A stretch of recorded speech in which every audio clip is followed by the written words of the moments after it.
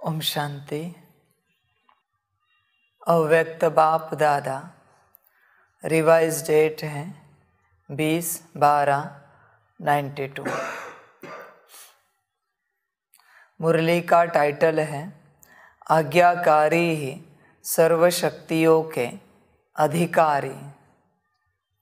आज सर्वशक्तियों के दाता बाप दादा अपने शक्ति सेना को देख रहे हैं। सर्वशक्तिवान बाप ने सभी ब्राह्मण आत्माओं को समान सर्वशक्तियों का वर्षा दिया है। किसको कम शक्ति व किसको ज़्यादा यह अंतर नहीं किया। सभी को एक द्वारा एक साथ एक समान शक्तियाँ दी हैं। तो रिजल्ट देख रहे थे कि एक समान मिलते हुए भी अंतर क्यों है। कोई सर्वशक्ति संपन्न बने और कोई सिर्फ शक्ति संपन्न बने हैं, सर्व नहीं। कोई सदा शक्ति स्वरूप बने, कोई कभी कभी शक्ति स्वरूप बने हैं। कोई ब्राह्मण आत्माएं अपनी सर्वशक्तिवान की अथॉरिटी से जिस समय जिस शक्ति को ऑर्डर करती हैं, वह शक्ति रचना के रूप में मास्टर रचता के सामने आती है। ऑर्डर किया और हाजिर हो जाती है। कोई ऑर्डर करते हैं लेकिन समय पर शक्तियाँ हाजिर नहीं होती, जी हाजिर नहीं होती। इसका कारण क्या? कारण है जो बच्चे सर्वशक्तिवान बाप, जिसको हजूर भी कहते हैं, हाजिर नाजिर भी कहते हैं, तो जो बच्चे हजूर अर्थात बाप के हर कदम की श्रीमत पर हर समय जी हाजिर व हर आज्ञा में जी हाजिर प्रैक्टिकल में करते हैं, तो जी हाजिर करने वाले के आगे हर शक्ति भी जी हाजिर व जी मास्टर हजूर करती है। बच्चों के लिए समझ की बात है। जो बच्चे श्रीमत के लिए जी हाजिर करते हैं, जी हजूर करते हैं, उन्हीं को यह शक्तियाँ सहयोग देगी। बाप ने पहले भी कहा है, बाप की आज्ञा पर चले बिना इस ज्ञान का एक अक्षर भी तुम्हारे काम नहीं आएगा। एक अक्षर भी काम नहीं आएगा। किसी भी गहन अनुभव को तुम नहीं कर पाओगे जब तक बाप की श्रीमत पर नहीं चलते। इसलिए ज्ञान बाप का है और करने वाला भी बाप ही है। लेकिन कब? जब तुम श्रीमत पर पूरा पूरा चलोगे। तब तक खाली ही रहोगे जब तक नहीं चलते। तुम लाख प्रयास करो, अपनी बुद्धि को ऑर्डर करो, मन संस्कार को करो, गुण शक्तियों को करो, कोई तुम्हें सेवा नहीं देगा। क्योंकि जिसके है वो गुण शक्तियाँ, मन बुद्धि संस्कार, उसकी तुम बात नहीं मानते, उसकी श्रीमत पर नहीं चलते। इसलिए श्रीमत का बड़ा महत्व है। श्रीमत ही सब कुछ है। जो बच्चे श्रीमत पर चलते हैं उन्हें सब अनुभव होगा कि जीवन कितनी आसान हो गई है। सभी शक्तियां हैं सभी के पास। बाप ने सभी को एक समान दी है, कोई अंतर नहीं रखा है। लेकिन किसी की काम में आती है, किसी की नहीं आती। कारण है बाप की आज्ञा। जो चलता है आज्ञा पर, उसकी शक्तियाँ काम में आएगी, उसका शरीर स्वस्थ रहेगा, उसके मन बुद्धि संस्कार ठीक रहेंगे, उसके घर में धन ठीक रहेगा, परिवार स्वस्थ रहेगा, ठीक रहेगा, समाज में उनके लिए मान सम्मान अच्छे से रहेगा, उनकी आध्यात्मिक उन्नति होती रहेगी, सब कुछ ठीक ठाक रहेगा। सिर्फ एक बात नहीं है, श्रीमत पर चलना जरूरी है।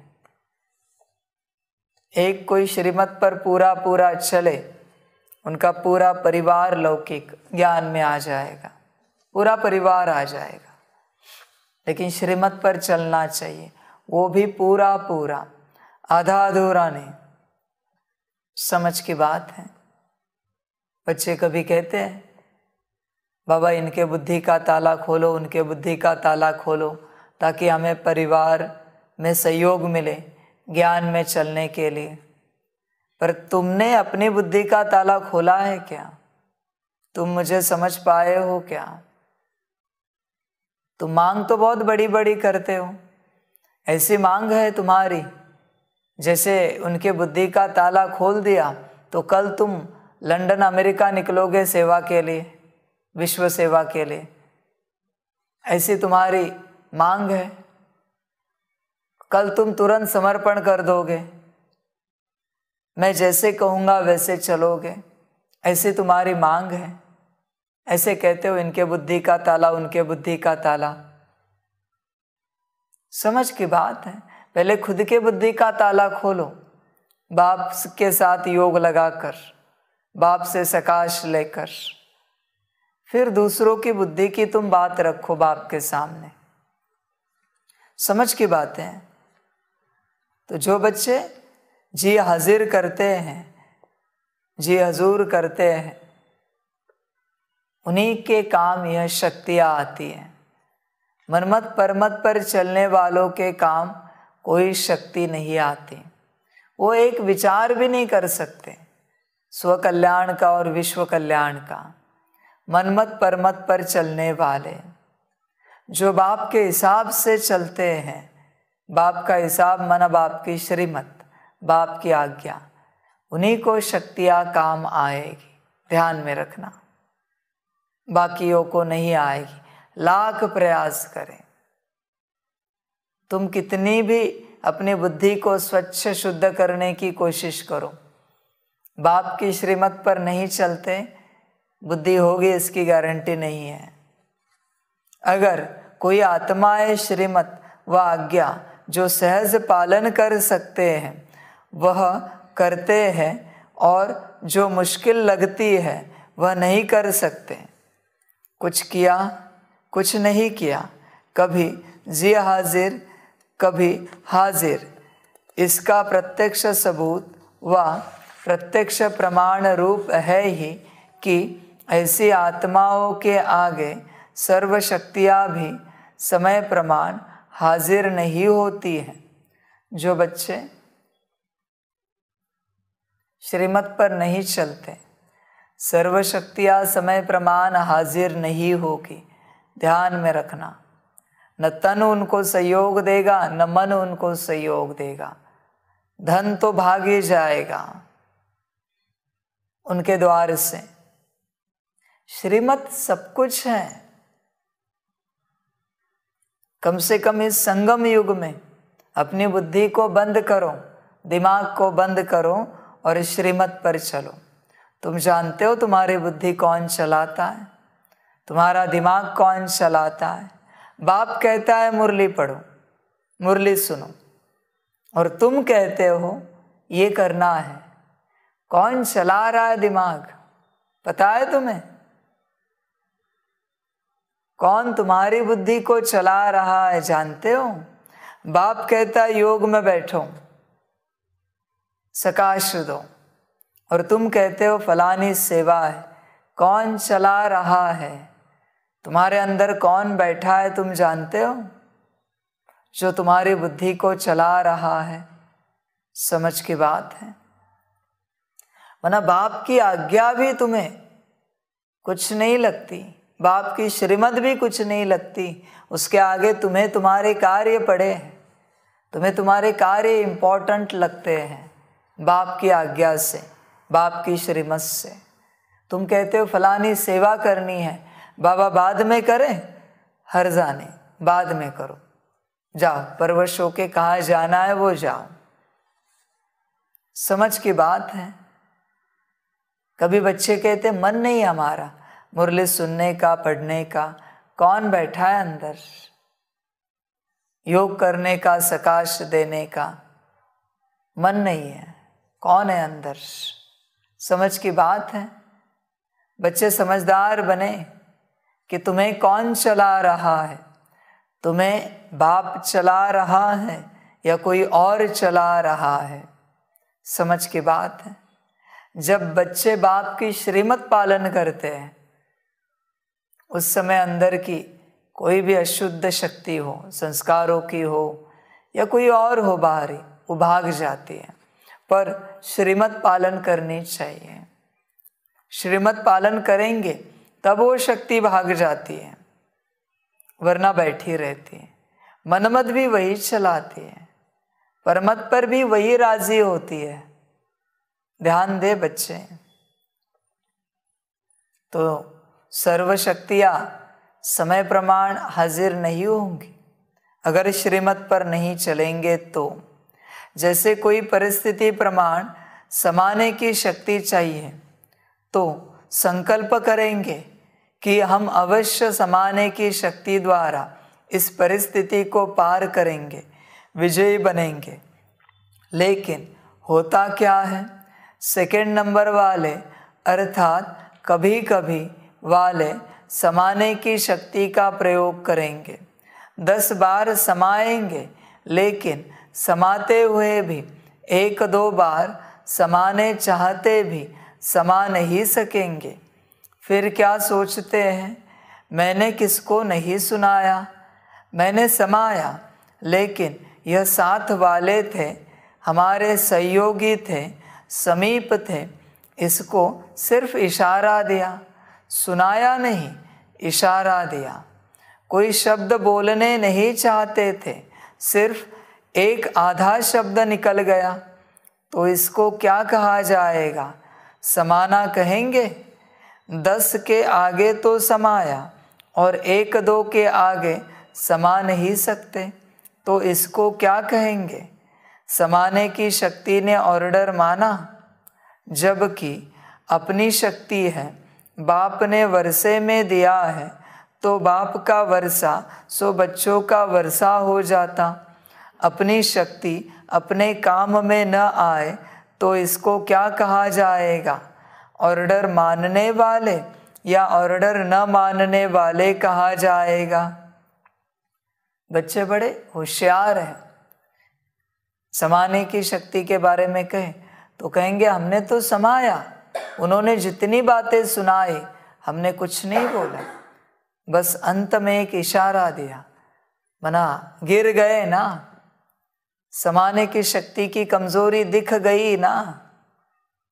समाया मना पूर्णता मूर्ति के जैसे खड़े रहो, वो जितना बोल रहे वो सुनने की हिम्मत दिखाओ।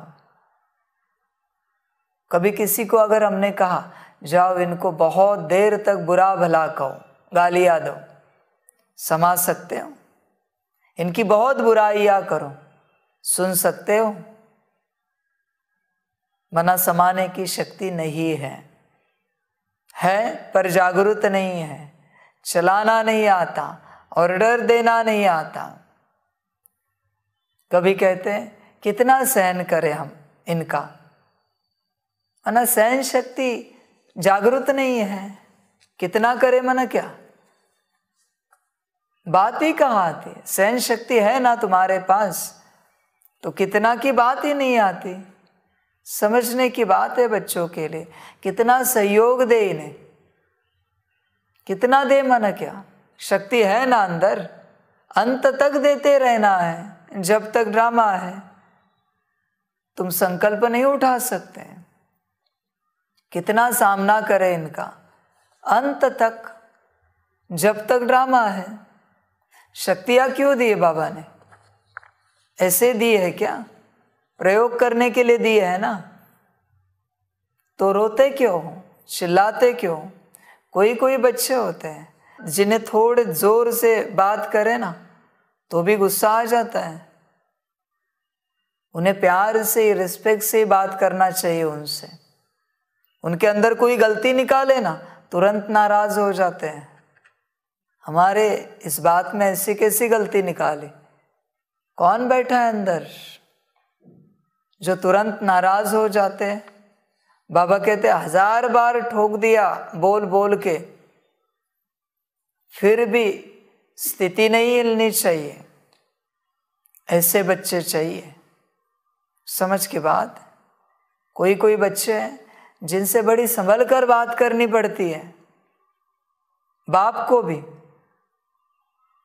ऐसे बच्चे नाराज हो जाते हैं तुरंत, फिर वो वतन में बात करे या नीचे बात करे। समझ की बात है। गुस्सा आता है उन्हें। कौन बैठा है अंदर? माना इनसे पतित बुद्धि क्या हो सकती है? जिन्हें बाप की बातों से गुस्सा आता है। बाप ने ऐसे कैसे वतन से संदेश दे दिया, बाप ने ऐसे कैसे बोल दिया साकार में सबके सामने। क्यों भाई, बाप नहीं बोल सकता? तुम कौन हो? गुस्सा आता है उनको। ऐसे बच्चे हैं। बाबा कहते देखो कितने कमजोर हैं। जैसे माना कमजोरी का कारण है श्रीमत पर ना चलना। श्रीमत पर चलने वाले होंगे ना, सारी शक्तियां हाजिर होंगी और बाप कुछ भी कहे बच्चे सुनेंगे, क्योंकि शक्तियां हाजिर हैं। समझ की बात है। ऐसे कभी नौबत ना आए कि बाप को संभल कर बात करनी पड़े तुमसे। तुमसे बड़ा बदनसीब कोई नहीं है दुनिया में कि बाप को संभल कर व्यवहार करना पड़ता है। तुम्हारे मन को देखकर, तुम्हें समझकर। तुमसे बड़ा बदनसीब कोई नहीं है इस दुनिया में, तुमसे बड़ा दुर्भाग्यशाली कि बाप तुमसे फ्री नहीं रह सकता, मुक्त से बात नहीं कर सकता कि बैठो अभी योग करो, मुरली पढ़ो। तुमसे बड़ा दुर्भाग्यशाली कोई नहीं है। समझ की बात है। जिनसे बाप डायरेक्ट बात करता है उनसे बड़ा सौभाग्यशाली दुनिया में कोई नहीं है। समझ की बात है। समझने वाले समझे। श्रीमत पर चलेंगे तो समझेंगे। उसमें भी दुख आएगा। कभी कभी है ना, बाप ज्ञान देता है और ज्ञान सुनते सुनते तुम्हें अंदर से गुस्सा आता है। देखो कौन बैठा है अंदर, मैं नहीं निकालूंगा, मेरा काम नहीं है। तुम्हारे अंदर कोई बैठे है तो मैं निकालूं। योग लगाओ और निकालो। तुम्हें अगर बाप के किसी बात की स्पष्टता देने पर गुस्सा आता है, नाराजगी आती है, वरना अंदर कोई बैठा है, ध्यान से चेक करना। तुम भी नहीं जानते गुस्सा कौन दिला रहा है। बाप जो कल्याण का रास्ता बता रहा है, तुम्हारे भी और दुनिया के भी, उसकी बातों को सुनकर तुम्हें गुस्सा आ रहा है। भले तीखी बातें करता होगा, अर्जा नहीं, पर बातें किसकी है? बाप की है ना। तो तुम्हें गुस्सा आ रहा है। कौन बैठा है अंदर? समझ की बात है। संगम के पार्ट में चलते जो बच्चे बाप पर नाराज होते हैं, उनसे बड़े बदनसीब बच्चे नहीं कोई, उनसे बड़े दुर्भाग्यशाली बच्चे कोई नहीं, जो संगम पर चलते बाप पर नाराज हो जाते हैं। बाप हमेशा कहता है, 1000 बार कहता है मुरली में, कुछ भी हो जाए बाप पर नाराज नहीं होना। पर भाग्य नहीं है ना, तो जिनका भाग्य नहीं है उनके लिए बाबा कहते वो बात उनकी बुद्धि में नहीं जाएगी, उसे समझेंगे नहीं। यहां भी रोएंगे और ड्रामा पूरा होने के बाद भी रोएंगे, ध्यान में रखना। और कल्प में भी रोएंगे, क्योंकि नाराज हुए हैं ना।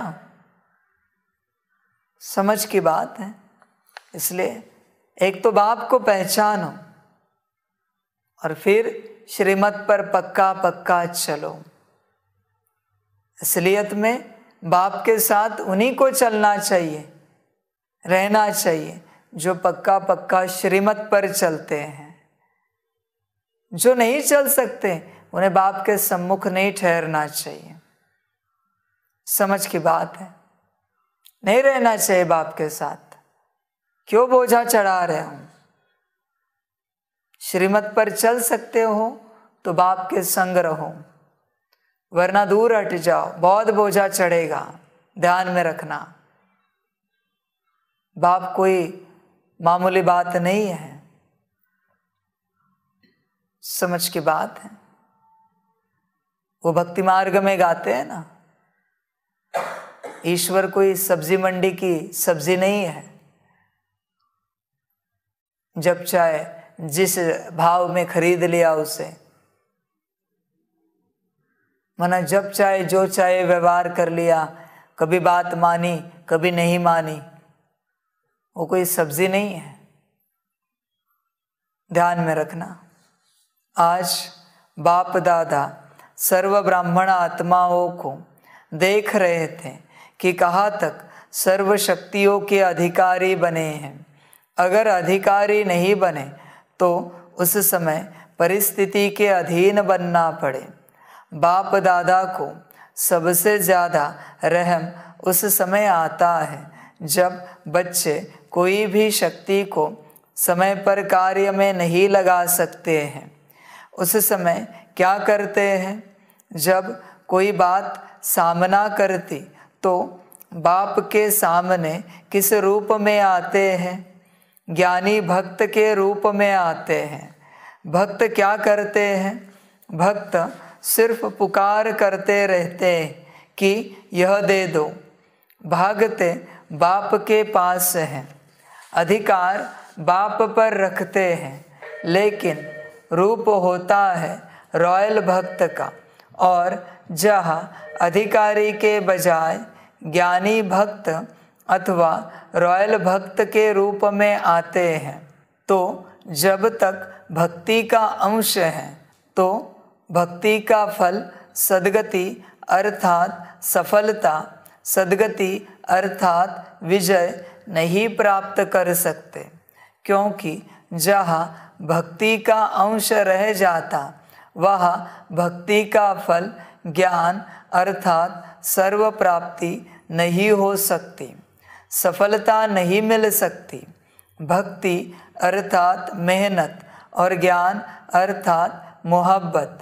अगर भक्ति का अंश है तो मेहनत ज़रूर करनी पड़ती। और भक्ति की रस्म रिवाज है कि जब भीड़ यानी मुसीबत पड़ेगी तब भगवान याद आएगा, नहीं तो अलबेले रहेंगे। ज्ञानी भक्त भी क्या करते हैं? जब कोई विघ्न आएगा तो विशेष याद करेंगे। बाबा कहते हैं अपना रूप देखो कौन सा है। भक्ति का रूप माना मांगने वाले, रोने वाले, नाराज होने वाले, उदास होने वाले, एक दूसरे को सहयोग ना देने वाले, ये भक्ति का अंश है। भक्ति वाले मांगते रहेंगे सदा, उन्हें सफलता नहीं मिल सकती। सफलता माना पूर्ण ज्ञान नहीं मिल पाएगा। जब तक पूर्ण ज्ञान नहीं है तब तक भटकते रहेंगे। और पूर्ण ज्ञान न मिलने का कारण वापस वही बात, भक्ति का अंश रहने का कारण वही बात, श्रीमत पर ना चलना। श्रीमत पर नहीं चलते तो गाड़ी आगे नहीं बढ़ सकती। गाड़ी को आगे बढ़ाना चाहते हैं, श्रीमत गाड़ी का पेट्रोल है। ध्यान में रखना, गाड़ी कितनी भी पावरफुल हो बिना पेट्रोल के नहीं चल सकती। समझ की बात है। श्रीमत पेट्रोल है, गाड़ी का तेल है, उसी से गाड़ी चलेगी। बच्चे चेक करो तुम्हारे अंदर कौन से संस्कार है, मांगने वाले या बाप से लेने वाले। तुम बाप से अधिकार से लेते हो या मांगते रहते हो? जब विघ्न आता है चिल्लाते रहते हो, दुखी होते हो? साकार रूप से नहीं, पर आकार निराकार में, योग में, रोह रिहान में कहीं मांगते तो नहीं रहते। अपने को चेक करना। जब मुसीबत आएगी तो बाबा बाबा करेंगे, और मुसीबत समाप्त हुई जैसे चाहे चलेंगे। समझ की बातें, अलबेले हो जाएंगे, मन मर्जी से चलेंगे। ऐसे बच्चे, तुम कौन हो चेक करो। एक है सेवा प्रति याद में बैठना, और दूसरा है स्व की कमजोरी को भरने लिए याद में बैठना। दोनों में अंतर है। जैसे अभी भी विश्व पर अशांति का वायुमंडल है, तो सेवा प्रति संगठित रूप में विशेष याद के प्रोग्राम बनाते हो, वह अलग बात है। वह तो दाता बन देने के लिए करते हो, वह मांगने के लिए नहीं करते हो। औरों को देने के लिए करते हो, तो वह हुआ सेवा प्रति। लेकिन अपनी कमजोरी भरने के प्रति समय पर विशेष याद करते हो, और वैसे अलबेलेपन की याद होती है। याद होती है, भूलते नहीं हो, लेकिन अलबेलेपन की याद आती है। हम तो है ही बाबा के, और है ही कौन। लेकिन यथार्थ शक्तिशाली याद का प्रत्यक्ष प्रमाण, समय प्रमाण, शक्ति हाजिर हो जाए। कितना भी कोई कहे मैं तो याद में रहती ही हूँ व रहता ही हूँ, लेकिन याद का स्वरूप है सफलता। ऐसे नहीं, जिस समय याद में बैठते उस समय खुशी भी अनुभव होती, शक्ति भी अनुभव होती, और जब कर्म में संबंध संपर्क में आते उस समय सदा सफलता नहीं होती, तो उसको कर्मयोगी नहीं कहा जाएगा। शक्तियाँ शस्त्र हैं, और शस्त्र किस समय के लिए होता है? शस्त्र सदा समय पर काम में लाया जाता है। बच्चों के लिए समझ की बात है। ऐसे नहीं कि याद में बैठते हैं तो खुश रहते हैं, बाकी दिन भर में ऐसे उदास रहते हैं, चले जाता है, जैसे मन हो चलते हैं, रहते हैं। बाबा कहते हैं ऐसे नहीं, तुम श्रीमत पर चलते हो तो याद अपने आप रहेगी, और याद है तो बल भरेगा, और बल भरेगा तो खुशी रहेगी। तुम बिना याद के खुशी में रहकर दिखाओ, फिर मैं मानूंगा तुम श्रीमत पर चलते हो। बिना याद के कोई कोई तो याद में भी खुश नहीं रहते, चेहरा देखने लायक होता है, पता नहीं कौन सी और कितनी समस्या है उनके जीवन में। समझ की बात है, कोई दुख नहीं है, फिर भी उदासी भरा चेहरा है उनका। फिर इन्हें दुख देना चाहिए ना माया को। दुख दे, माया देगी तो शायद अच्छी याद करे, और उस दुख में सुख मानने लगे कि जो है जैसा है ठीक है। जिनके जीवन में सब ठीक ठाक है ना, वो उदास हैं, और जिनके जीवन में कुछ भी ठीक ठाक नहीं है वो ठीक है, खुश है। समझ की बात है बच्चों के लिए। खुश रहना चाहिए ना, पर रहते नहीं बच्चे, उदास रहते हैं। जीवन में बाप मिला, इतना श्रेष्ठ ज्ञान मिला, इतना श्रेष्ठ परिवार मिला, स्वयं की पहचान मिली, रामा की सारी रहस्य भरी बातें समझ में आई, युगों का ज्ञान मिला, सीढ़ी का ज्ञान मिला, विश्व कल्याण की सेवा के लिए निमित्त बने। बाबा कहते और क्या चाहिए? खुशी। खुशी के लिए कितने कारण हैं जीवन में, पर बच्चे रहते नहीं। मायावी है। बाबा कहते हैं खुशी का संस्कार बनाओ। देखिए आगे चल के जो संगठन बनेगा बाप का, माना बाप के बच्चों का, वो सिर्फ खुशी वाला बनेगा। एक सेकंड भी नाराज उदास होने वाला होगा, उसे पता भी नहीं होगा और वो संगठन से गायब होगा। उसे भी पता नहीं होगा कि वो संगठन से कब गायब हो गया, और वो संसार में जाके भी मस्त रहेगा। उसे बिल्कुल याद नहीं आएगी बाप की, परिवार की। इस तरीके से गायब हो जाएगा। वो जहाँ रहेगा खुश रहेगा। बिल्कुल मन नहीं होगा उसका कि विश्व सेवा के संगठन में जुड़ जाए बाप के। बाप ऐसे बुद्धि को घुमाएगा, माया ऐसे बुद्धि को घुमाएगी। अंत समय में सिर्फ खुशी वाला ही संगठन रहेगा विश्व परिवर्तन के लिए। बच्चे संस्कार बनाओ, बहुत काल का संस्कार होना चाहिए। तुम्हें संकल्प उठाना चाहिए, आज सारे दिन भर में हम खुश रहेंगे, कुछ भी हो जाए, हंसते रहेंगे, खेलते रहेंगे, सभी से बड़े प्यार से रहेंगे। सामने वाला गाली भी दे फिर भी आज उससे बड़े प्यार से चलेंगे। दृढ़ संकल्प उठाना चाहिए बच्चों को, करना चाहिए।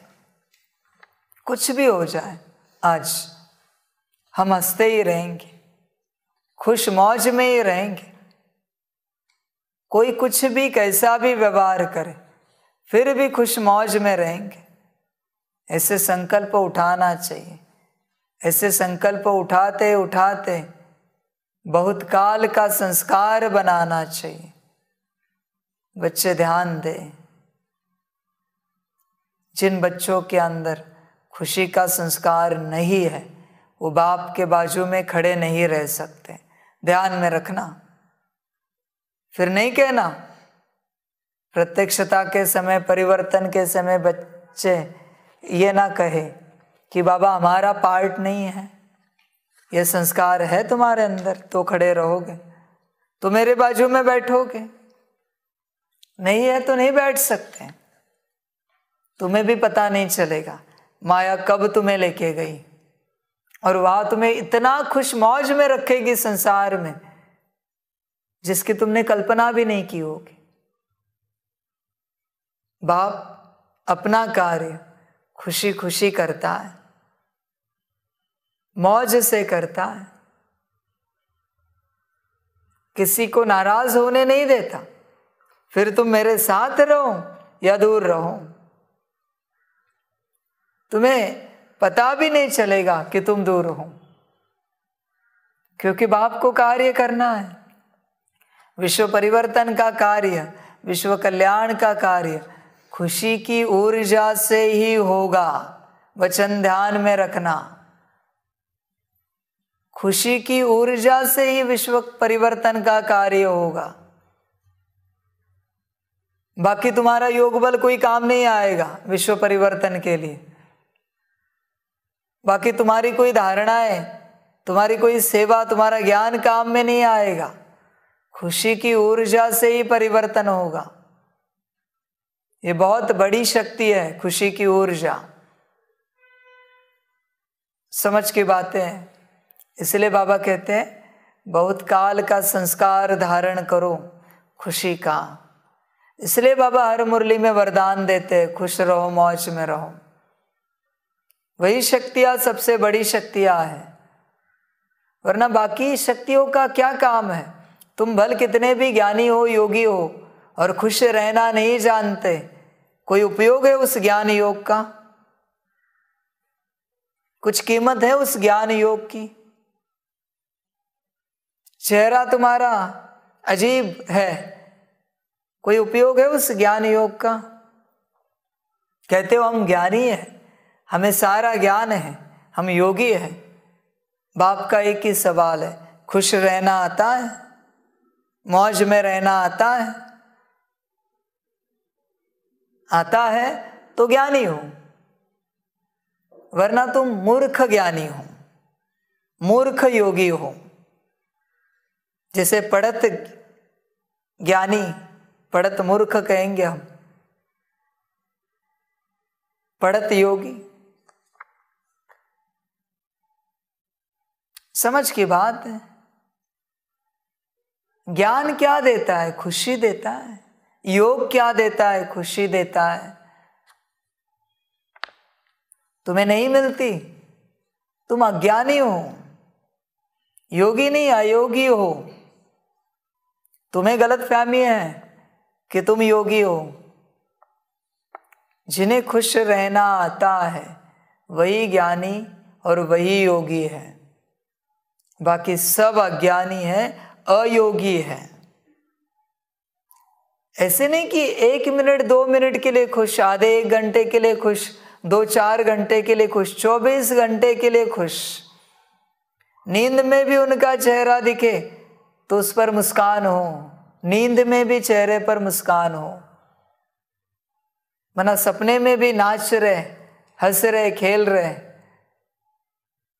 ऐसी खुशी। ऐसे बच्चे होने चाहिए। ऐसे बच्चों से विश्व परिवर्तन होगा, जो सदा खुश रहते हैं। कभी कभी वालों से नहीं होगा। कभी कभी वाले तो उनके काम के भी नहीं है। मेरे काम कब आएंगे विश्व बदलने के लिए? और उदास वाले तो कभी नहीं आएंगे, वो तो लायक ही नहीं बाप के। समझ की बात है। कोई भाग्य होगा, कोई पुण्य कर्म होगा, इसलिए बाप के साथ जुड़े होंगे। खुशी का संस्कार बाबा कहते हैं, तुम्हारी खुशी कौन मिटा रहा है, अंदर देखो। और नहीं आती खुशी, बैठो, घंटों घंटे योग में बैठो। 8 घंटा क्या 16 घंटा योग करो तुम, जब तक तुम पूर्णता खुशी के संस्कार को धारण ना करो। तुम्हारे लिए व्यवस्था करा देते हैं भोजन पानी की, तुम बस योग में बैठो, एकांत में रहो, योग में रहो, एक कमरे में बंद रहकर अखंड योग में रहो, जब तक परिवर्तन नहीं होता। रखना चाहिए ऐसे ऐसे किसी बच्चे को, जब तक उसके अंदर परिवर्तन नहीं होता उसको एक कमरे में बंद करके रखना चाहिए। भोजन भी वही देना है, उसको बाहर नहीं निकालना है, बाहर संगठन में आना अलाउड नहीं, उसे कहना योग ही करना है। बाकी कोई साधन नहीं रखना है उसके पास, वो ले लेने मुरली और योग। मुरली भी प्रिंट करके देनी है, पढ़ो, सुनना नहीं है। मुरली सुनने के लिए साधन लोगे और दूसरा काम करते बैठोगे। वो जब तक परिवर्तन ना हो उसे रखना चाहिए अंदर एकांत में। समझ की बात है बच्चों के लिए। बच्चे समझदार बने। अरे बाप मिला है, कितनी खुशी होनी चाहिए बच्चों को, कितनी खुशी रहनी चाहिए। समझ की बात है। बच्चों को एक धारणा लगानी चाहिए सभी को। यज्ञ में जब भी उदासी आए 10 मिनट याद में बैठना चाहिए। 1 सेकंड की भी उदासी आए, 1 सेकंड की भी नाराजगी आए, 10 मिनट याद में बिठाना है उसे। चेहरे पर दिखी बिठाना है। समझ की बात है। 10 मिनट उसे योग में तुरंत बिठाना है, तुरंत के तुरंत। दिन में 1000 बार दिखे, 1000 बार योग में बिठाओ उसे। और ना भी नहीं बोलना चाहिए किसी को, श्रीमत है। बैठना चाहिए और बिठाना चाहिए आप बच्चों को उसे। जब भी उदासी दिखे बिठाओ उसे योग में 10 मिनट के लिए। जब भी नाराजगी दिखे बिठाओ। जब भी चेहरा सवाली वाला दिखे, मना सवालों से भरा हुआ प्रश्न चित्त दिखे, योग में बिठाओ। खुशी नहीं है, योग में बिठाओ। मुख्य नाराजगी की बात है। जब भी नाराजगी आए योग में बिठाओ, तुरंत के तुरंत। किसी भी बात को लेकर नाराजगी आए योग में बिठाओ। बच्चों को करना चाहिए, कारण कुछ भी हो। और अगर कोई ना बैठे बाप को आके सुनाओ। ना बोला फिर बाप 1 घंटा बिठाएगा, 10 मिनट का 1 घंटा कर देगा, उसमें भी ना बोला घर भेज देगा। समझ की बात है। बच्चों को लगाना चाहिए, करना चाहिए, एक दूसरे की उन्नति के प्रोग्राम बनाने चाहिए। इस प्रकार से समझ की बात है। ज्ञान योग चल रहा है, कोई किसी कार्य में बिजी है, उसे उस कार्य से छुड़ाकर ज्ञान योग में बिठाना चाहिए। उसे कहना चाहिए हम मिलके करेंगे बाद में, आप आओ मुरली में बैठो, योग में बैठो। कोई सोया है उठाना चाहिए, कोई किसी कार्य में है बुलाना चाहिए। ज्ञान योग पहली प्रायोरिटी होनी चाहिए यहाँ पर, बच्चों की उन्नति के लिए, विश्व कल्याण के लिए ज्ञान योग, बाकी सब बाद में। कोई अर्जा नहीं, भोजन आधा घंटा 1 घंटा लेट मिलेगा, रोज समय पर खाते, एक दिन खाया तो कोई समस्या नहीं है, लेट खाया तो। और भोजन के बदले बहुत सारी चीजें जिनसे शरीर को ऊर्जा मिलती है। शरीर को ऊर्जा मिलने से मतलब है, पर शरीर को ऊर्जा देने के चक्कर में आत्मा की ऊर्जा क्यों कम कर रहे हो? ज्ञान योग से अपने को क्यों दूर कर रहे हो? समझ की बात है। बच्चों को चलना चाहिए श्रीमत पर। यथार्थ याद अर्थात सर्वशक्ति संपन्न सदा शक्तिशाली शस्त्र हो। परिस्थिति रूपी दुश्मन आया और शस्त्र काम में नहीं आए तो इसको क्या कहा जाएगा? शक्तिशाली या शस्त्रधारी कहेंगे। हर कर्म में याद अर्थात सफलता हो, इसको कहा जाता है कर्मयोगी। सिर्फ बैठने के टाइम के योगी नहीं हो। आपके योग का नाम बैठा बैठा योगी है या कर्मयोगी नाम है? कर्मयोगी होना निरंतर कर्म है और निरंतर कर्मयोगी हो। जैसे कर्म के बिना 1 सेकंड भी रह नहीं सकते, चाहे सोए हुए हो तो वह भी सोने का कर्म कर रहे हो ना। तो जैसे कर्म के बिना रह नहीं सकते, वैसे हर कर्म योग के बिना कर नहीं सकते। इसको कहा जाता है कर्मयोगी। ऐसे नहीं समझो कि बात ही ऐसी थी ना, सरकमस्टांस ही ऐसे थे, समस्या ही ऐसी थी, वायुमंडल ऐसा था, यही तो दुश्मन है। और उस समय कहो दुश्मन आ गया इसलिए तलवार चला न सके, तलवार काम में लगा नहीं सके, या तलवार याद ही नहीं आए, या तलवार ने काम नहीं किया, तो ऐसे को क्या कहा जाएगा? शस्त्रधारी। शक्ति सेना हो तो सेना की शक्ति क्या होती है? शस्त्र। बाबा कहते कारण मत दो, कर्मयोगी मना कर्मयोगी रहो। सदा योग चलता रहे, कभी कभी नहीं, अखंड योग चलता रहे।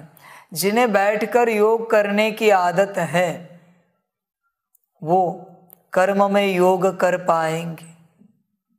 लेकिन पहले बैठकर 1-1 घंटा 2-2 घंटे योग करने की आदत डालो एक स्थान पर, वो संस्कार बनेगा। फिर दिन भर बुद्धि में योग ही चलता रहेगा और उससे कर्म में अपने आप योग की अवस्था आ जाएगी। लेकिन जो कभी बैठकर योग किए ही नहीं, वो कर्म में कहाँ से करेंगे? समझ की बात है। कर्म में योग करने के लिए पहले बैठना चाहिए, बैठकर योग करना चाहिए। बैठकर जो मुरली सुनते हैं उन्हें कर्म में भी मुरली के पॉइंट्स याद आते हैं, लेकिन पहले मुरली सुननी तो चाहिए। समझ की बातें। बच्चों को कुछ भी करके 10 बार मुरली करनी ही चाहिए संगठित रूप से, तभी आपकी उन्नति होगी। बाबा कहते कारण मत दो सेवा के या किसी और बात के, छोड़ दो सेवा। अचार के साथ राइस खाओ, रोटी के साथ शक्कर खाओ, कारण मत दो मुझे। किसी दिन फल खाओ, उपवास करो, पूरा दिन भर भक्ति में निर्जल किए है ना, तो अभी नहीं कर सकते स्व उन्नति के लिए? समझ की बात है। ज्ञान योग को आगे रखो। बच्चों का कुछ भी करके 8 घंटा समय ज्ञान योग में बीतना ही चाहिए। फिर वो मुरली पढ़ो, योग करो, ड्रिल करो, सकाश दो, पर 8 घंटा ज्ञान योग में समय जाना ही चाहिए। कुछ भी करके सभी का चार्ट बनना ही चाहिए 8 घंटे का, ज्ञान योग का, विश्व सेवा का। सूक्ष्म की बात कर रहे हैं हम, वरना तुम कहोगे कि हमने फलानी स्थूल सेवा की और वो भी चार्ट में लिखोगे 2 घंटा। बाबा कहते वो मैं कंसिडर ही नहीं करता। सूक्ष्म सकाश दिया, हाँ वो सेवा में आ जाता है। समझ की बात है। ज्ञान दिया, सेवा में आता है। समझ की बात है। बच्चों के लिए करना चाहिए। अभी तीव्र गति का पुरुषार्थ, तीव्र पुरुषार्थ करो, तीव्र गति का। दिन रात बाबा कहते इसी की धुन लगी रहे, विश्व सेवा की, दिन रात। जब दिन रात धुन लगेगी तो विश्व सेवा के द्वार खुलेंगे। सपने में भी विश्व सेवा याद आए, प्रत्यक्षता याद आए, दिन रात लगी रहे बुद्धि में। कोई व्यक्ति दिमागी हालत से पागल हो जाता है ना, उस प्रकार से विश्व सेवा के लिए जब तुम्हारी अवस्था पागलपन में चली जाएगी, तब विश्व सेवा के द्वार खुलेंगे। जब तुम्हें लगेगा सभी को मुक्ति, जीवन मुक्ति देनी है, तब द्वार खुलेंगे। दिन रात एक ही चिंतन, विश्व सेवा, सभी को मुक्ति, जीवन मुक्ति, द्वार खुलेंगे। एक सेकंड भी उसके बिना ना बीते, वही चिंतन चलता रहे। समझ की बात है। देखने वाला कहे शायद ये पागल हो गए, ऐसी अवस्था, इतनी ऊंची अवस्था। कहते हैं ना कि पागल लोग ही इतिहास बनाते हैं। इतिहास बनाने के लिए विश्व सेवा इतिहास है, हिस्ट्री है। पागलपन चाहिए। आम साधारण व्यक्ति इतिहास नहीं बना सकता। आप लौकिक में भी देखना, अलौकिक में भी कार्य देखना, संतों के, महात्माओं के। एक पागलपन था, एक नशा था। उसे पागलपन शब्द सही नहीं, वो नशा शब्द कहना सही रहेगा। वो नशा था, जिस नशे से वो बाहर नहीं आ पा रहे थे, इसलिए उन्होंने वो कार्य करके दिखाया। जिनके अंदर वो नशा होता है वही कार्य करते। हाँ, कभी बाप ने कहा आज करो तो अभी आज करेंगे और 4 दिन ठंडे रहेंगे। वापस 5वें दिन बाप कहेगा तो बुद्धि गर्म हो जाएगी और फिर करेंगे। ये किसी काम के नहीं। अखंड वही धुन लगी रहे। समझ की बात है। वो हवन में, यज्ञ में धुनी चलती रहती है ना, धुआं निकलता रहता है अखंड। वैसे यह अखंड धुनी चलती रहे और धुआं निकलता रहे विश्व परिवर्तन का, विश्व सेवा का। ये धुनी कभी बंद ना हो, ये हवन कभी बंद ना हो, विश्व सेवा का। समझ की बात है। फिर लोग आके वहां की राख लेके जाते हैं, क्योंकि शक्तिशाली अखंड चल रहा है वो हवन, वो दिया ये ज्योति सदा चलती रहे और ध्वनि सदा चलती रहे। धुआं मनस आकाश अखंड चलता रहे, विश्व में जाता रहे। समझ की बात है। धुन लगी रहे बच्चों को, तब परिवर्तन होगा अखंड। बच्चे एम ऑब्जेक्ट ना बोले, बच्चों का एम ऑब्जेक्ट है विश्व परिवर्तन। कलयुगी दुनिया को सतयुगी दुनिया में परिवर्तित करना, सभी को मुक्ति, जीवन मुक्ति देना, यह बच्चों का एम ऑब्जेक्ट है।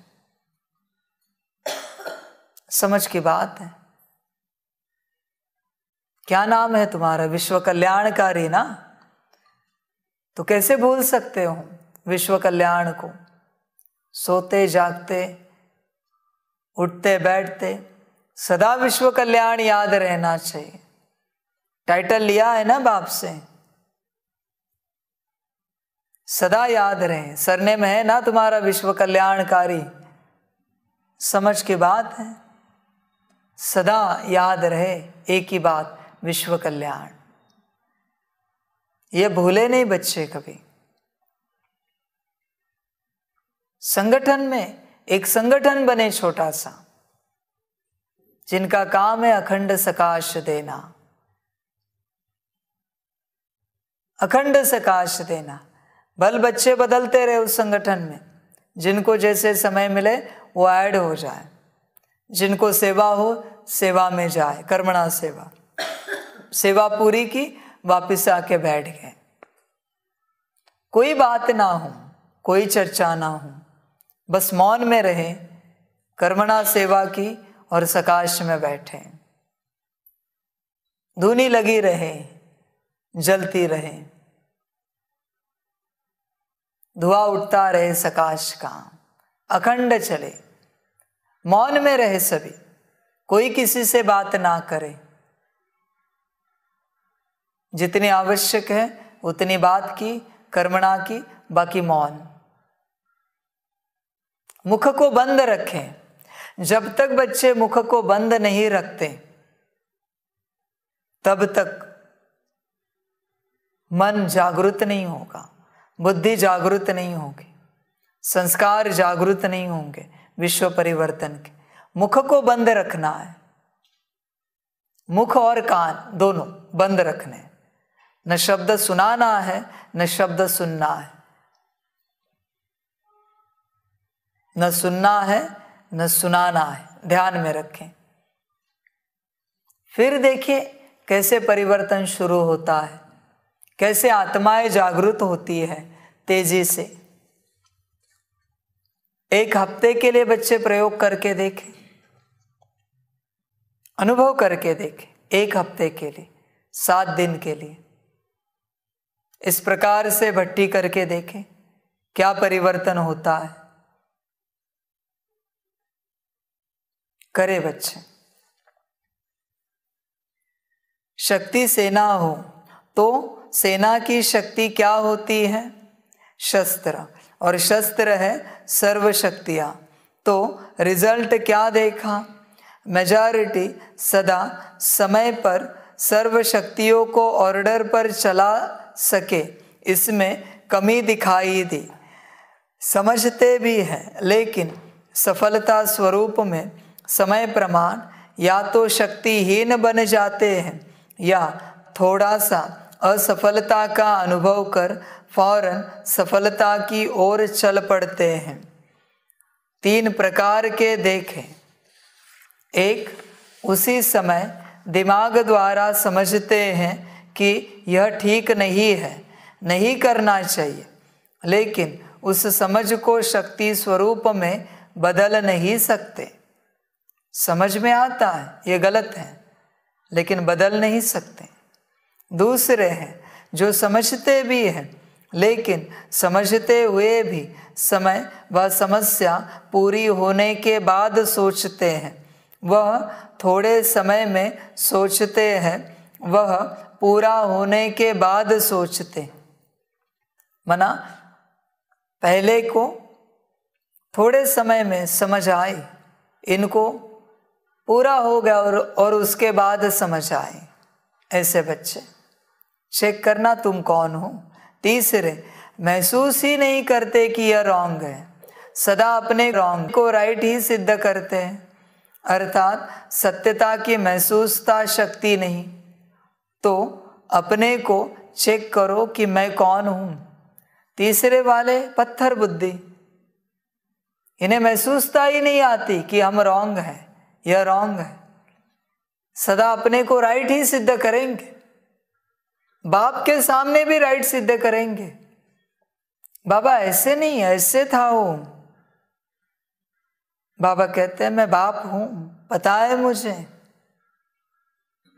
तुम जिस रूप से अपने को राइट सिद्ध करना चाहते हो और मैं जिस रूप से तुम्हें बता रहा हूं, दोनों अलग हैं। इसलिए तुम राइट करके भी बाप के सामने रॉन्ग हो सकते हो, क्योंकि बाप की राइट की डेफिनेशन अलग है, तुम्हारी अलग है। तुम दुनियावी हिसाब से राइट हो, बाप के हिसाब से तुम्हें रॉन्ग सिद्ध करता है। इसलिए बाप के सामने कभी राइट सिद्ध करने की चेष्टा नहीं करना, पागलपन नहीं करना। तुम राइट होकर बाप रॉन्ग बोले, मान लेना रॉन्ग हो, मुख से एक अक्षर भी नहीं बोलना। बाप के सामने जो अपने आप को राइट सिद्ध करते हैं वो हमेशा बाप के सामने भी और दुनिया के सामने भी रॉन्ग ही सिद्ध होते हैं, वचन ध्यान में रखना। इसलिए बाप के सामने अपने आप को राइट सिद्ध करने की महागलती कभी नहीं करना, महागलती ध्यान में रखना। बाप कहे तुम गलत हो, मान लेना गलत हो।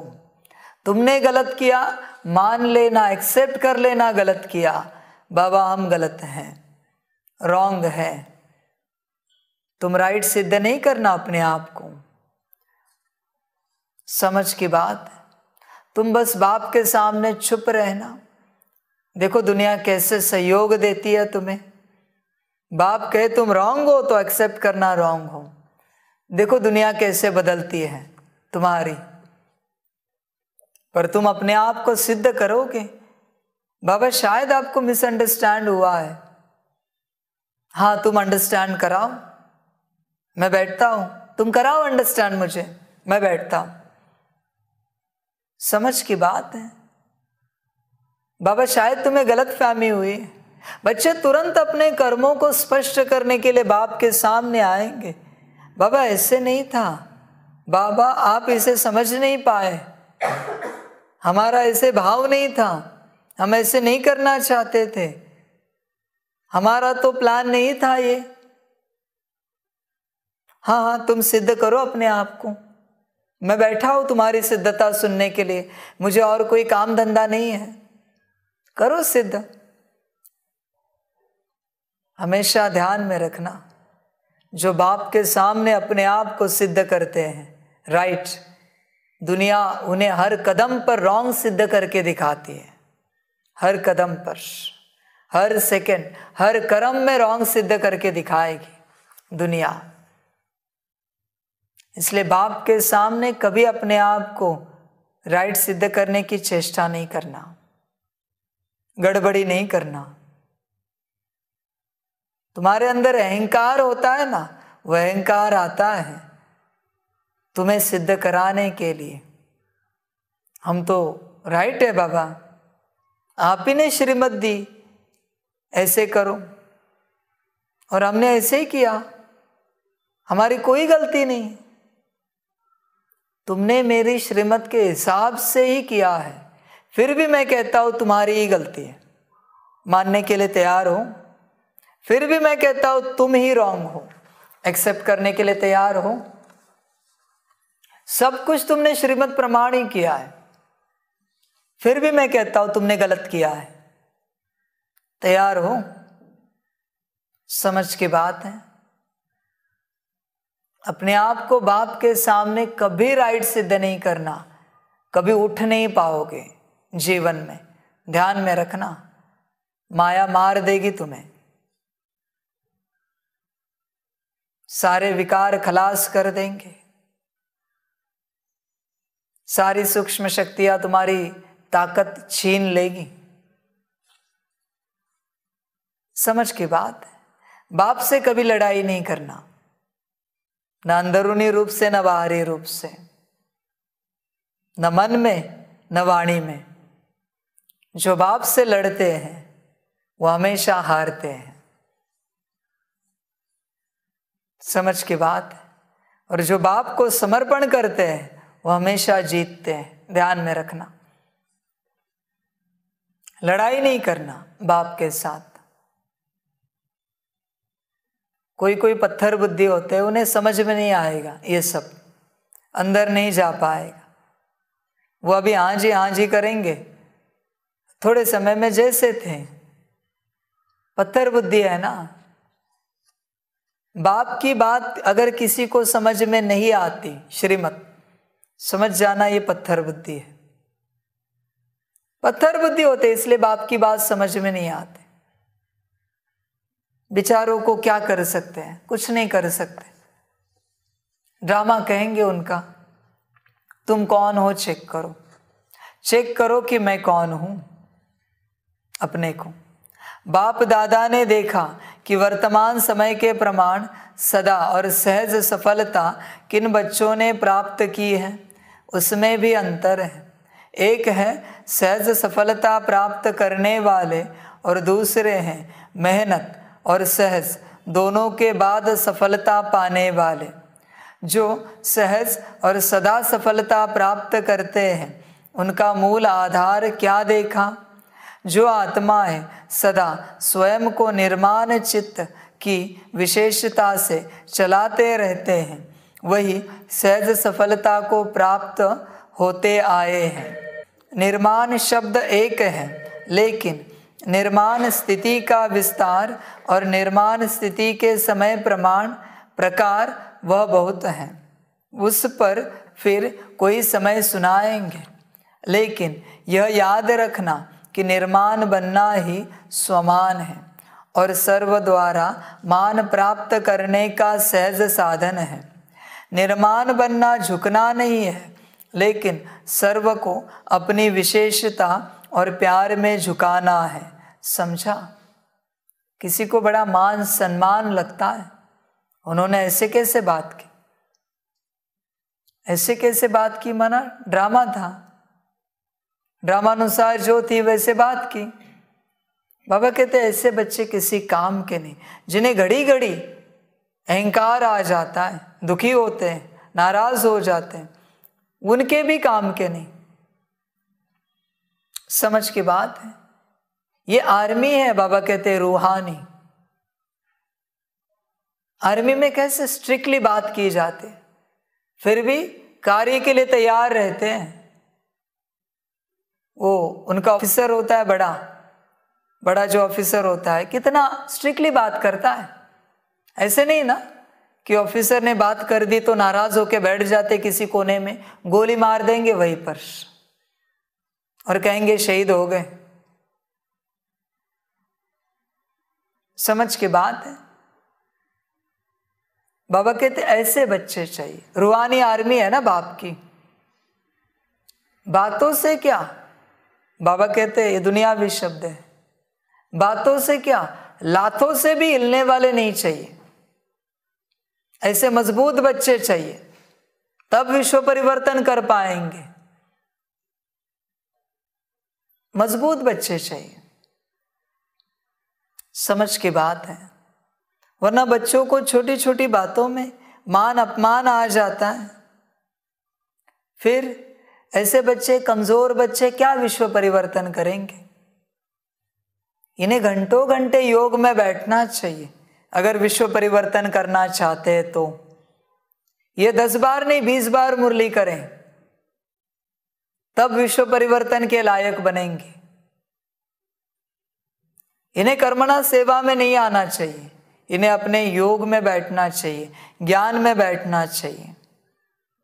कर्मणा सेवा से इन्हें दूर रहना चाहिए, तब यह परिवर्तन कर पाएंगे स्वयं का और उससे विश्व परिवर्तक बनेंगे। समझ की बातें हैं। तो बाबा कहते लेकिन यह याद रखना कि निर्माण बनना ही स्वमान है और सर्व द्वारा मान प्राप्त करने का सहज साधन है। निर्माण बनना झुकना नहीं है, लेकिन सर्व को अपनी विशेषता और प्यार में झुकाना है। समझा? सभी ने रिजल्ट सुनी। समय आपका इंतज़ार कर रहा है और आप क्या कर रहे हो? आप समय का इंतज़ार कर रहे हो। मालिक के बालक हो ना, तो समय आपका इंतज़ार कर रहा है कि ये मेरे मालिक मुझ समय को परिवर्तन करेंगे। वह इंतज़ार कर रहा है और आपको इंतज़ाम करना है। इंतज़ार नहीं करना है, सर्व को संदेश देने का और समय को संपन्न बनाने का इंतज़ाम करना है। जब दोनों कार्य संपन्न हो तब समय का इंतज़ार पूरा हो। तो ऐसा इंतज़ाम सब कर रहे हो। किस गति से?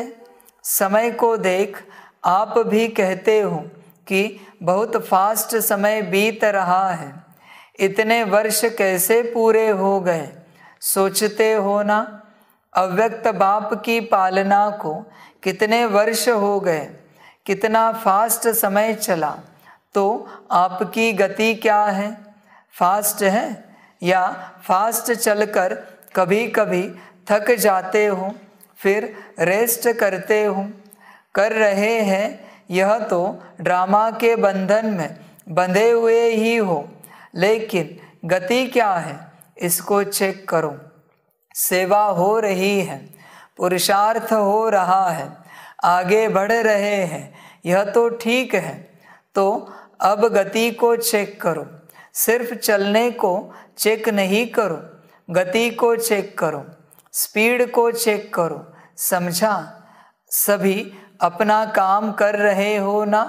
अच्छा, चारों ओर के सदा बाप के आगे जी हाजिर करने वाले, सदा मास्टर सर्वशक्तिवान बन सर्व शक्तियों को स्वयं के ऑर्डर में चलाने वाले, सर्व शक्तियाँ जी हाजिर का पार्ट बजाने वाली, ऐसे सदा सफलता मूर्त आत्माएं, सदा हर कर्म में याद का स्वरूप अनुभव करने वाले और कराने वाले, ऐसे अनुभवी आत्माओं को सदा हर कर्म में, संबंध में, संपर्क में निर्माण बन विजयी रतन बनने वाले, ऐसे सहज सफलता मूर्त श्रेष्ठ बच्चों को बाप दादा का याद, प्यार और नमस्ते।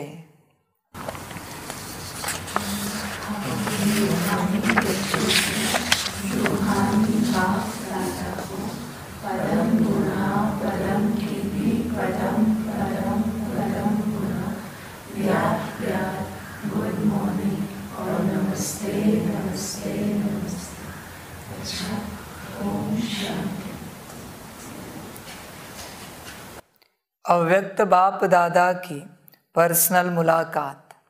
साधारण कर्म में भी ऊंची स्थिति की झलक दिखाना ही फॉलो फादर करना है। सदा संगम युगी पुरुषोत्तम आत्मा है, ऐसे अनुभव करते हो। संगम युग का नाम ही है पुरुषोत्तम, अर्थात पुरुषों से उत्तम पुरुष बनाने वाला युग। तो संगम युगी हो। आप सभी पुरुषोत्तम बने हो ना? आत्मा पुरुष है और शरीर प्रकृति है। तो पुरुषोत्तम अर्थात उत्तम आत्मा। सबसे नंबर 1 पुरुषोत्तम कौन है? ब्रह्मा बाबा। इसलिए ब्रह्मा को आदिदेव कहा जाता है। फरिश्ता ब्रह्मा भी उत्तम हो गया और फिर भविष्य में देव आत्मा बनने के कारण पुरुषोत्तम बन जाते। लक्ष्मी नारायण को भी पुरुषोत्तम कहेंगे ना? तो पुरुषोत्तम युग है। पुरुषोत्तम मैं आत्मा हूँ। पुरुषोत्तम आत्माओं का कर्तव्य भी सर्वश्रेष्ठ है। उठा, खाया, पिया, काम किया, यह साधारण कर्म नहीं, साधारण कर्म करते भी श्रेष्ठ स्मृति, श्रेष्ठ स्थिति हो, जो देखते ही महसूस करे कि यह कोई साधारण व्यक्ति नहीं है। जैसे जो असली हीरा होगा वह कितना भी धूल में छिपा हुआ हो, लेकिन अपनी चमक ज़रूर दिखाएगा, छिप नहीं सकता। तो आपकी जीवन हीरे तुल्य है ना। कैसे भी वातावरण में हो, कैसे भी संगठन में हो, लेकिन जैसे हीरा अपनी चमक छिपा नहीं सकता, ऐसे पुरुषोत्तम आत्माओं की श्रेष्ठ झलक सबको अनुभव होनी चाहिए। तो ऐसे है या दफ्तर में जाकर, काम में जाकर आप भी वैसे ही साधारण हो जाते हो। अभी गुप्त में हो, काम भी साधारण है, इसलिए पांडवों को गुप्त रूप में दिखाया है। गुप्त रूप में राजाई नहीं की, सेवा की। तो दूसरों के राज्य में गवर्नमेंट सर्वेंट कहलाते हो ना, चाहे कितना भी बड़ा ऑफिसर हो, लेकिन सर्वेंट ही है ना। तो गुप्त रूप में आप सब सेवाधारी हो, लेकिन सेवाधारी होते भी पुरुषोत्तम हो, तो वह झलक और फलक दिखाई दे। जैसे ब्रह्मा बाप साधारण तन में होते भी पुरुषोत्तम अनुभव होता था। सभी ने सुना है ना, देखा है या सुना है, अभी भी अव्यक्त रूप में भी देखते हो। साधारण में पुरुषोत्तम की झलक है, तो फॉलो फादर है ना। ऐसे नहीं साधारण काम कर रहे हैं, माताएं खाना बना रही है, कपड़े धुलाई कर रही है, काम साधारण हो, लेकिन स्थिति साधारण नहीं, स्थिति महान हो, ऐसे हैं। या साधारण काम करते साधारण बन जाते हैं, जैसे दूसरे वैसे हम नहीं। चेहरे पर वो श्रेष्ठ जीवन का प्रभाव होना चाहिए। यह चेहरा ही दर्पण है ना, इसी से ही आपकी स्थिति को देख सकते हैं, महान है या साधारण है। यह इसी चेहरे के दर्पण से देख सकते हैं, स्वयं भी देख सकते हो और दूसरे भी देख सकते हैं। तो ऐसे अनुभव करते हो। सदैव स्मृति और स्थिति श्रेष्ठ हो। स्थिति श्रेष्ठ है तो झलक ऑटोमेटिकली श्रेष्ठ होगी। बाबा कहते हैं आपका चेहरा खुश मिजाज रहता है या उदासी भरा होता है। हंसता हुआ चेहरा अलग है और खुशी वाला चेहरा अलग है, ध्यान में रखना। खुशी वाले चेहरे से अनुभव होता है कि इन्हें कुछ मिला है। हंसता हुआ चेहरा तो सेकंड में कुछ बात हुई है इसलिए हंस रहा है, सेकंड में अभी अभी कुछ मिला है इसलिए हंस रहा है। खुशी वाला चेहरा सदा खुश रहेगा, सदा हंसता रहेगा। समझ की बात है। हंसता हुआ चेहरा कारण से हंसेगा। हंसते हुए चेहरे में खुशी होगी इसकी कोई गारंटी नहीं है, पर खुशी वाले चेहरे में हंसी होगी इसकी गारंटी है। समझ की बात है। तुम चेक करो तुम्हारा चेहरा कौन सा है, चेहरे से ही पता चलेगा साधारण हो या असाधारण हो। भले तुम अपने अंदर कितना भी कहो तुम योगी हो, ज्ञानी हो, बाबा कहते कहने से कौन मानेगा, कौन सुनेगा। मूर्ख सुनेंगे तुम्हारी बातें, मूर्ख मानेंगे, पर ज्ञानी योगी अंदर से अनुभव करेंगे। तुम्हारा चेहरा देखकर बताएंगे,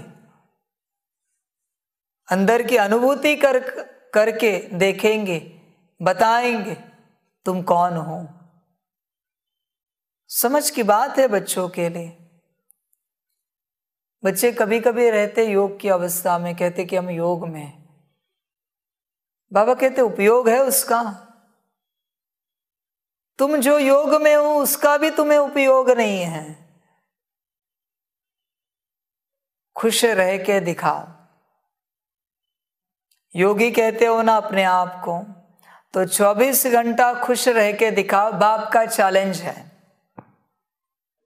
बाप का चैलेंज है बच्चों को। खुश रह के दिखाओ, दिन भर हंसता हुआ चेहरा रख के दिखाओ। देखते बाप के चैलेंज में कौन पास होते हैं। अभी बाप बच्चों को चैलेंज कर रहे हैं। ज्ञान तो दिया है, विद्या तो दी है सारी, अभी रह के दिखाओ। जो समान स्थिति वाले हैं वे सदा बाप के साथ रहते हैं।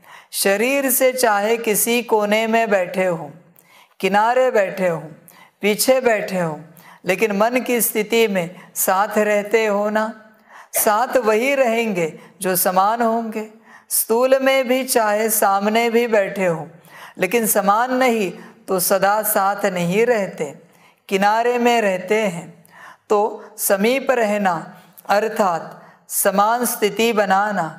इसलिए सदा ब्रह्मा बाप समान पुरुषोत्तम स्थिति में स्थित रहो। कई बच्चों की चलन और चेहरा लौकिक रीति में भी बाप समान होता है, तो कहते हैं यह तो जैसे बाप जैसा है। तो यह चेहरे की बात तो नहीं, लेकिन चलन ही चित्र है, तो हर चलन से बाप का अनुभव हो, इसको कहते हैं बाप समान। तो समीप रहना चाहते हो या दूर, इस एक जन्म में संगम पर स्थिति में जो समीप रहता है वह परम धाम में भी समीप है और राजधानी में भी समीप है। एक जन्म की समीपता अनेक जन्म समीप बना देगी। हर कर्म को चेक करो, बाप समान है तो करो, नहीं तो चेंज कर दो। पहले चेक करो फिर करो। कितनी आसान बात है, बस चेक करना है। बाबा ऐसे करते हैं, हाँ तो करो, नहीं तो बदल दो। बाबा कैसे बैठते हैं, बाबा कैसे उठते हैं, बाबा कैसे बात करते हैं, बाबा कैसे गुड मॉर्निंग गुड नाइट करते हैं, बाबा कैसे याद प्यार देते हैं। कोई भी कर्म करने से पहले चेक करो बाबा कैसे करते हैं। बाप समान है तो करो। कितना आसान है बाप समान बनना। हर कर्म, समझ की बात है, बाप ने हर कर्म सिखाया है यहाँ पर। हर कर्म को चेक करो, बाप समान है तो करो, नहीं है तो चेंज करो फिर करो। बच्चे करते नहीं, फिर कहते हैं दुखी हो गए। अभी कहे क्या बच्चों को, समझ की बातें बच्चे समझ कर चले। पहले चेक करो फिर करो। ऐसे नहीं करने के बाद चेक करो कि यह ठीक नहीं था। ज्ञानी का लक्षण है पहले सोचे फिर करे, अज्ञानी का लक्षण है करके फिर सोचते। तो आप ज्ञानी तो आत्मा हो ना, या कभी कभी भक्त बन जाते हो। पंजाब वाले तो बहादुर है ना, मन से भी बहादुर। छोटी सी माया चींटी के रूप में आए और घबरा जाए नहीं। चैलेंज करने वाले स्टूडेंट कभी पेपर से घबराते हैं, तो आप बहादुर हो या छोटे से पेपर में भी घबराने वाले हो। जो योग्य स्टूडेंट होते हैं वो आह्वान करते हैं कि जल्दी से पेपर हो और क्लास आगे बढ़े। जो कमज़ोर होते हैं वो सोचते हैं डेट आगे बढ़े। आप तो होशियार हो ना, यह निश्चय पक्का हो कि हम ही कल्प कल्प के विजयी हैं और हम ही बार बार बनेंगे। इतना पुरुषार्थ किया है। आप नहीं बनेंगे तो कौन बनेंगे? आप ही विजयी बने थे, विजयी बने हैं और विजयी रहेंगे। विजयी शब्द बोलने से ही कितनी खुशी होती है, चेहरा बदल जाता है ना। जो सदा विजयी रहते वो कितना खुश रहते हैं। इसलिए जब भी कोई किसी भी क्षेत्र में विजय प्राप्त करता है तो खुशी के बाजे बजते हैं। आपके तो सदा ही बाजे बजते हैं, कभी भी खुशी के बाजे बंद ना हो। आधा कल्प के लिए रोना बंद हो गया। जहाँ खुशी के बाजे बजते हैं वहाँ रोना नहीं होता। अच्छा, वरदान है, देह अहंकार व अभिमान के सूक्ष्म अंश का भी त्याग करने वाले आकारी सो निराकारी भव। कईयों का मोटे रूप से देह के आकार में लगाव व अभिमान नहीं है, लेकिन देह के संबंध से अपने संस्कार विशेष हैं, बुद्धि विशेष है, गुण विशेष है, कलाएं विशेष है, कोई शक्ति विशेष है। उसका अभिमान अर्थात अहंकार, नशा, रोग, ये सूक्ष्म देह अभिमान है। तो यह अभिमान कभी भी आकारी फरिश्ता व निराकारी बनने नहीं देगा। इसलिए इसके अंश मात्र का भी त्याग करो तो सहज ही आकारी सो निराकारी बन सकेंगे। बाबा कहते कोई बच्चे हैं जिन्हें देह का तो अभिमान नहीं है, अहंकार नहीं है बाहरी रूप से, किसी किसी को है। किसी को देह की बातें करे तो उदासी आ जाती है, बाहरी देह की बातें करे तो। बाबा कहते देह अहंकार है, इसमें से निकल जाओ बाहर। जब तक तुम बाहरी अभिमान से नहीं निकलते तब तक अंदरूनी अभिमान नहीं समझ में आएगा। समझ की बातें हैं, अंदरूनी अभिमान तुम्हें समझ में नहीं आएगा तब तक किस किस प्रकार का छिपा है अंदर।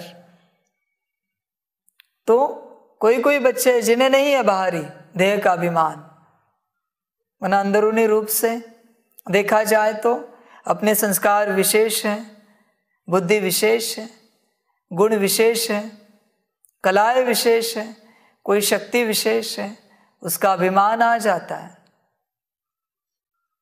समझ की बात है। उनके अंदर कोई गलती निकालो तो क्रोध आ जाता है, गुस्सा आ जाता है। कैसे कैसे गलती निकाल दी हमारी बातों में, हमारे प्लान में, हमारी कलाओं में, हमारे गुण में, ऐसे कैसे गलती निकाल दी, ऐसे कैसे कहा नहीं ये राइट है।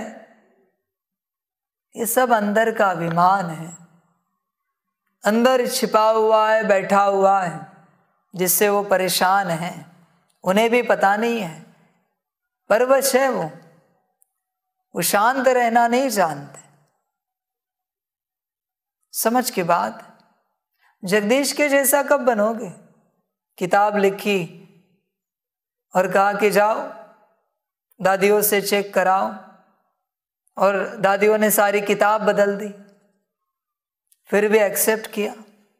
कब बनोगे ऐसे कि तुमने कुछ अच्छा किया,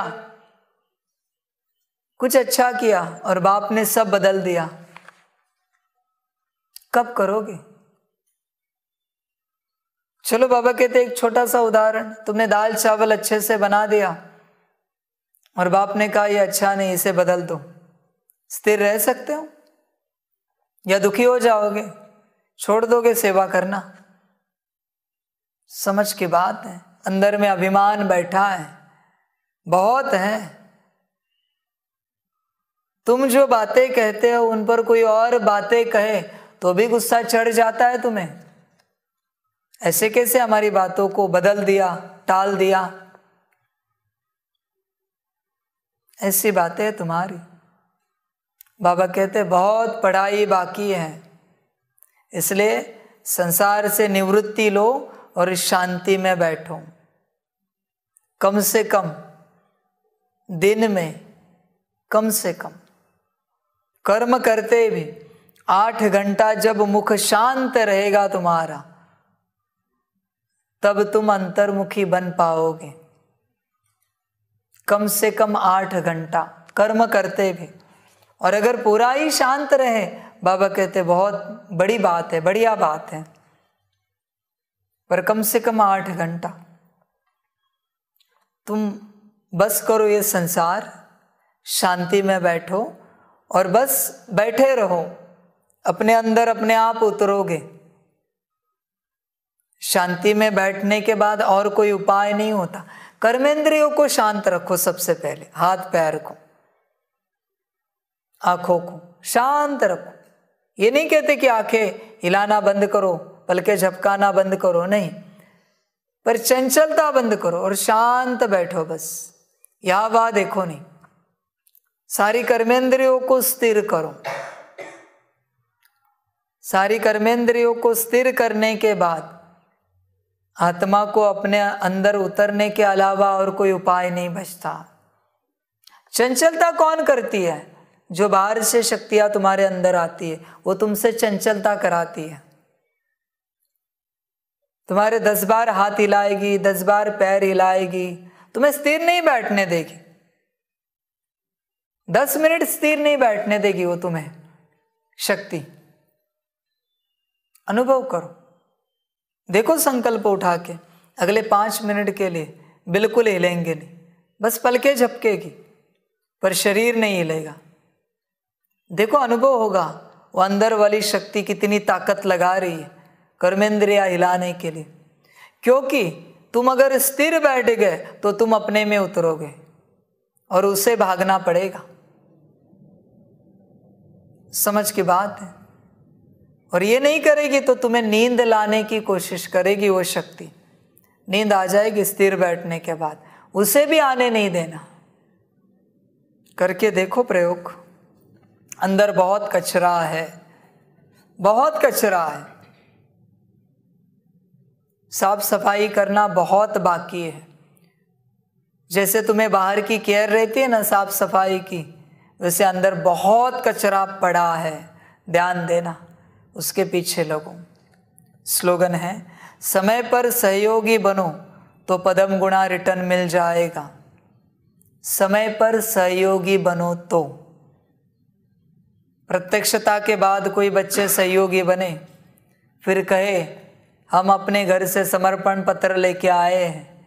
बाबा कहते मैं क्या करूं, अरबों की लाइन लगी है पीछे, करोड़ों की लगी है, मैं तुम्हारे समर्पण पत्र का क्या करूं, कचरे के डब्बे में डाल दो। जब बाप को आवश्यक है तब समर्पण करके दिखाओ। समझ की बात है। समय पर सहयोगी बनेंगे तो पदम गुणा मिलेगा। समझ की बात है। अपने मन के हिसाब से करेंगे। बाबा कहते कुछ नहीं मिलेगा, मिला तो मिला। हर बात में बाप के सहयोगी बनना चाहते हो तो समय पर बनो, समय पर पूरा पूरा, हर रूप से। समझ की बात है बच्चों के लिए। समय पर सहयोगी बनो तो पदम गुणा रिटर्न मिल जाएगा। अच्छा, ओम शांति।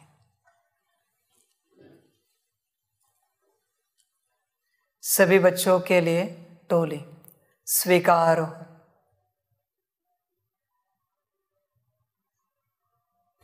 ओम शांति।